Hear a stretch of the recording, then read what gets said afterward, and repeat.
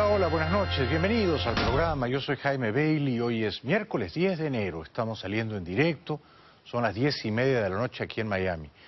En un momento, qué alegría, vuelve al programa, voy a conversar con un brillantísimo, muy agudo, muy afilado escritor cubano, residente en St. Louis, Missouri, Orlando Luis Pardo Lazo, regresa esta noche al programa.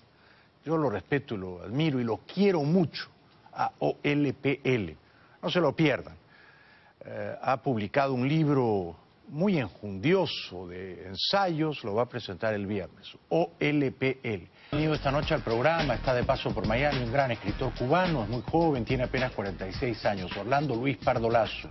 Bienvenido de vuelta, querido Orlando Luis. Muchas gracias, un placer siempre. Gracias, gracias. Bueno, leía una entrevista que le diste al Nuevo Herald, me encantó.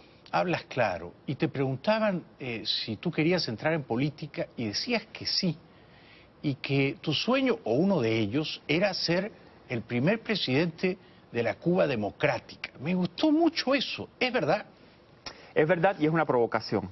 Si tú le preguntas, Jaime, al vicepresidente del Consejo de Estado en Cuba, Miguel Díaz-Canel, por ejemplo, si quiere ser presidente del país, te va a decir que no. En Cuba nadie quiere tener un cargo de poder. Le preguntas a mi colega y valiente activista Giovanni Sánchez, tampoco. A la disidencia, pues nadie quiere asumir posiciones de poder. El poder en Cuba es peligroso. Aspirar al poder en Cuba te puede marcar, sobre todo si estás en la oficialidad, a una muerte civil, a una defenestración. Por supuesto, es una provocación. Yo no creo en los personalismos, pero es una manera de decir un intelectual, si se va a involucrar con la conciencia crítica, con la conciencia política. ¿Por qué no? Havel Claro. lo hizo en Checoslovaquia, Václav Havel, un gran escritor que en paz descanse. Vargas Llosa lo intentó en el Perú. Neruda fue senador.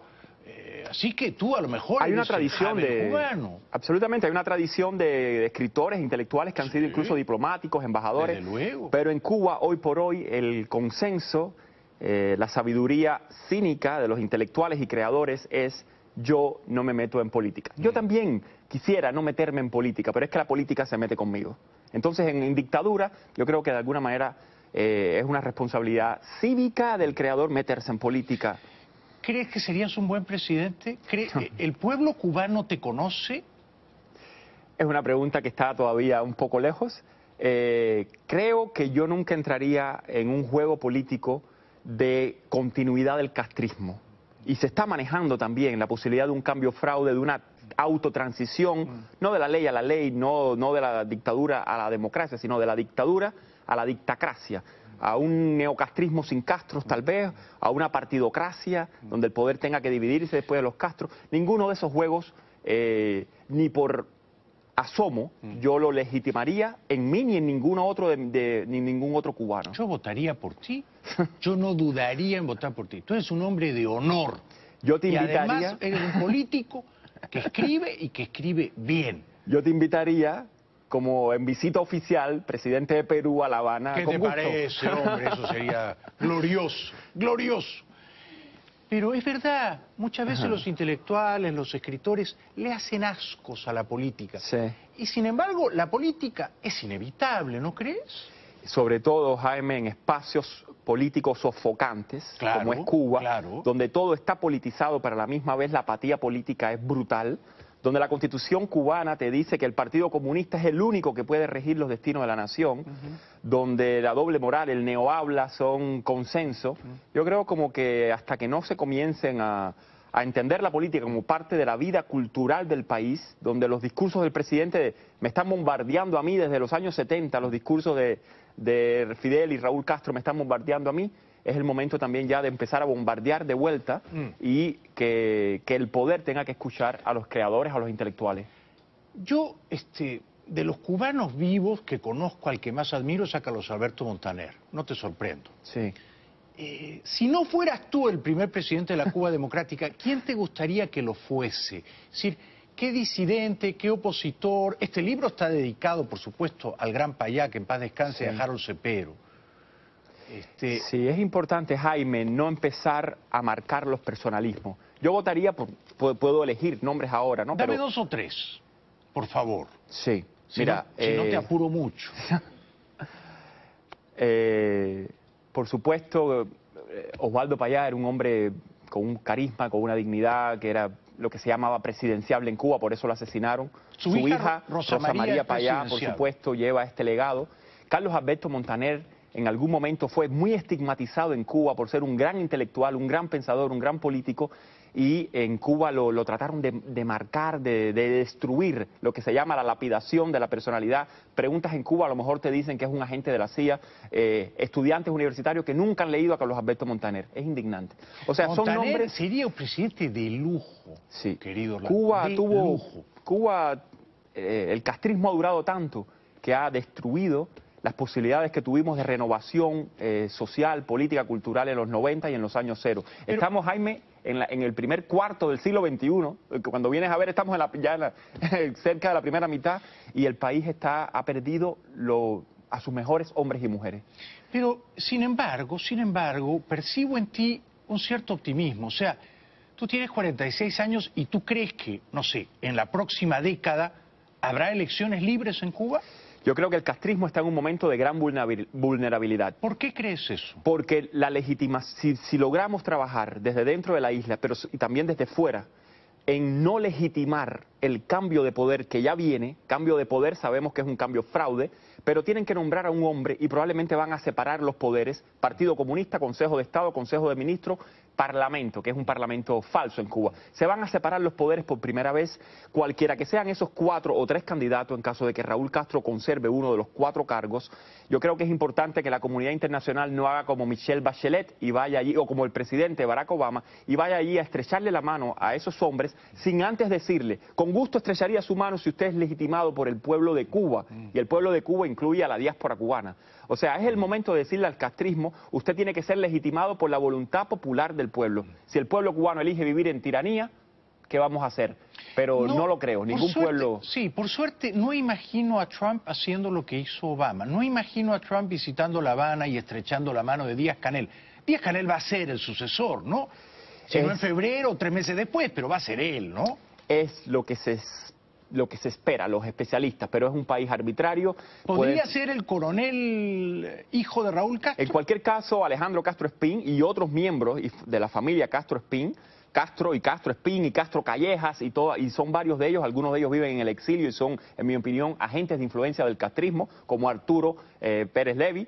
En cualquier caso, ese va a ser el poder detrás del poder, es un poder corporativo y militar.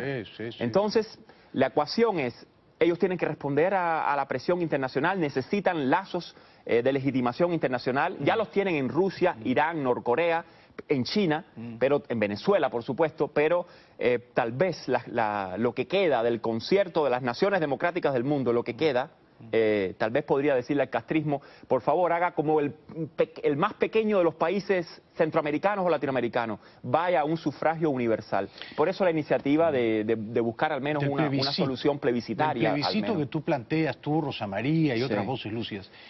Dime una cosa, mientras en Cuba haya una dictadura, tú no vas a volver porque ya llevas 5 años sin ir.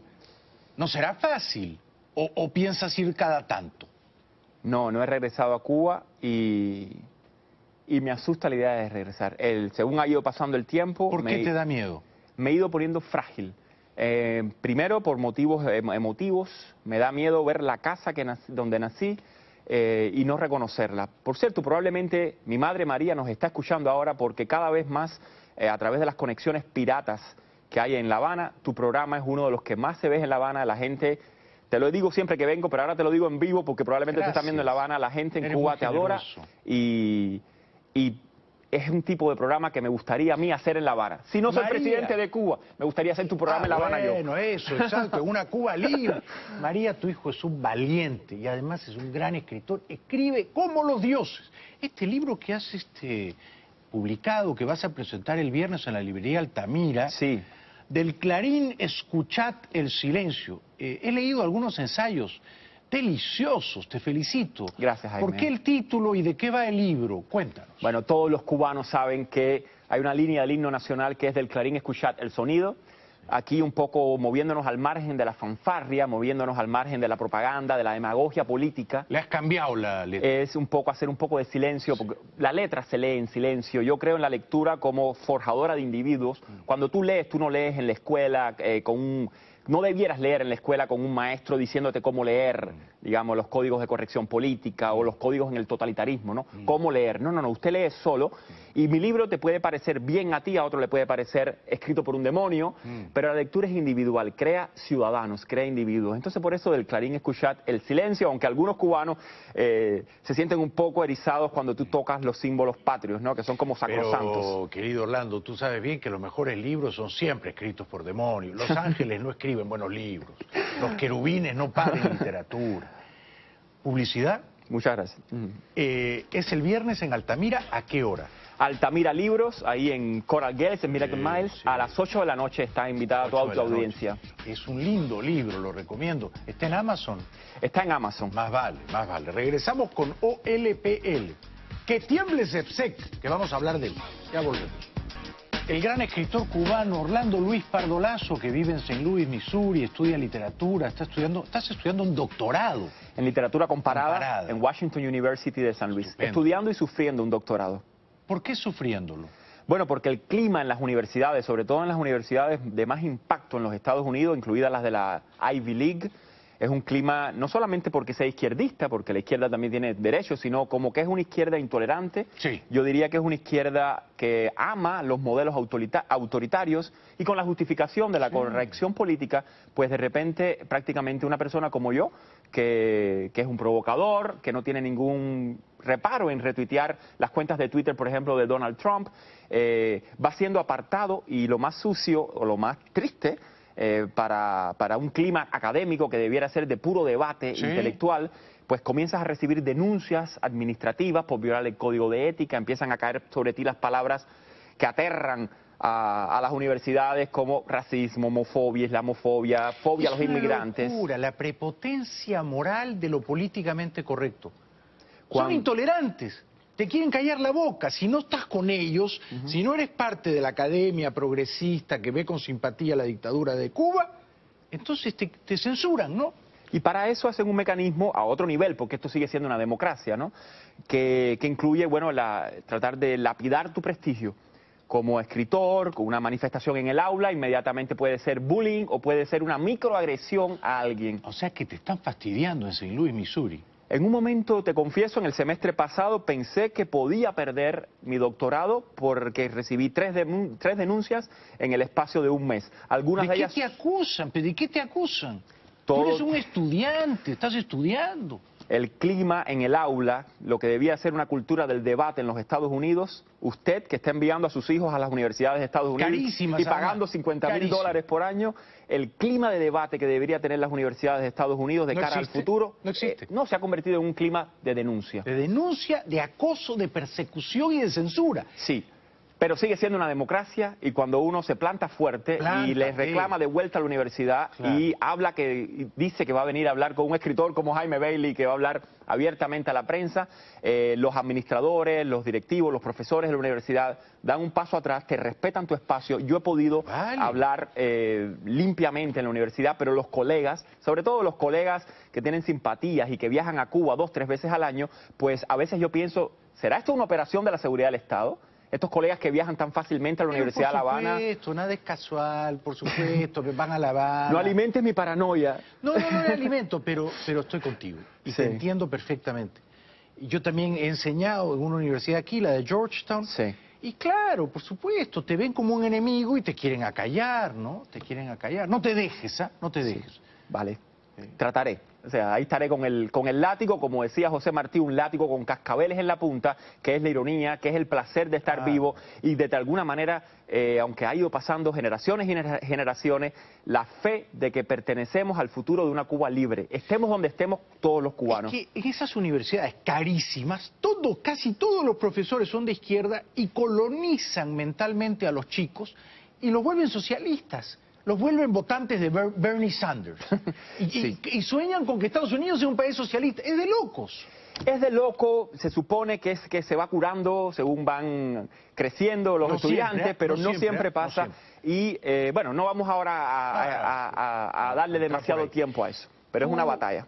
¿Tú admiras a Trump? No creo, ¿no? No admiro a Trump, pero admiro la democracia norteamericana y bueno, sí creo que se le ha hecho una guerra que comenzó, o sea, antes de que Trump fuera candidato presidencial ya decía lo que decía y recibía y daba, o sea, los políticos y muchas personas en este país se codeaban con él, era una estrella mediática, recibían dinero para sus campañas, o sea, de repente puedo entender porque lo he vivido en mí, de alguna manera te voy a confesar, yo siento que la venganza de esos estudiantes, como no pudieron derrotar a Trump, y el campus parecía un velorio el día después de las elecciones. Ahora me persiguen a mí. Soy como un petit Trump. Oye. Es verdad. Pero me gusta eso. No lo admiras, pero tampoco lo detestas, ¿no? Tampoco odias a Trump, ¿no? A mí me pasa eso. Yo no voté por él. Pero es presidente, ojalá le vaya bien.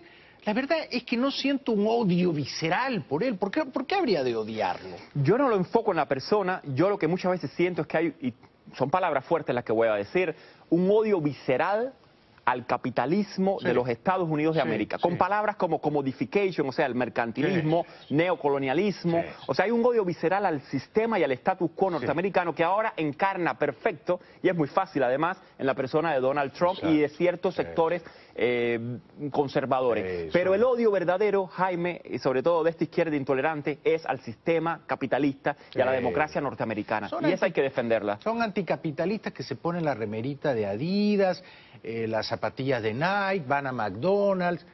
Yo tengo un pullover de Ernesto Che Guevara tachado 2 veces que lo imprime la Fundación Victims of Communism, las víctimas del comunismo en Washington. Y cuando voy al gimnasio de la universidad y me pongo a hacer mis carreritas allí con aquel pullover del Che Guevara tachado 2 veces, las caras se va vaciando alrededor mío. Las máquinas estas que corren se van vaciando alrededor mío. Me imagino que soy como una especie de loco también, me dicen loco también. Qué grande, te quiero mucho, Orlando Luis. Dime una cosa brevemente, porque no queda mucho tiempo. ¿Por qué te atacó de una manera tan tremenda a Sepsek?